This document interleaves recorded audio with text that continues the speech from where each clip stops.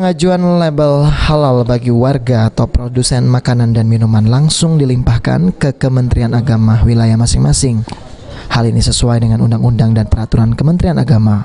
Meskipun memiliki ketentuan untuk memproses sendiri sertifikasi halal, Departemen Agama Depak tetap melibatkan Badan Pengawas Obat Makanan BPOM dan Majelis Ulama Indonesia MUI sebagai lembaga kompeten yang ikut menentukan sertifikasi halal. Kabag Humas Kanwil Kementerian Agama Sumsel Saifuddin mengatakan bahwa proses ini ditangani langsung oleh lembaga yang ada di Depak, BPOM dan MUI. Setelah berkas pengajuan sudah lengkap, proses selanjutnya dilakukan uji laboratorium oleh BPOM. Setelah mendapatkan hasil langsung dilimpahkan ke MUI. Saat persyaratan sesuai dengan yang ditetapkan, MUI akan membuatkan fatwa halal bagi pengaju label halal.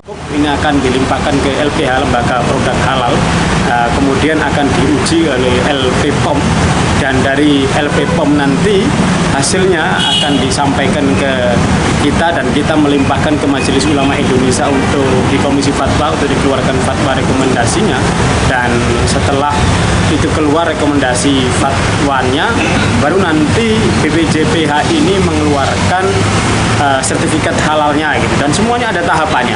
Di LPPOM 20 hari maksimal juga harus keluar kemudian di Majelis Ulama Indonesia maksimal 30 hari juga harus keluar, dan di waktu pendaftaran di Kementerian Agama di BPJPH ini 5 hari juga sudah harus kita kasih status.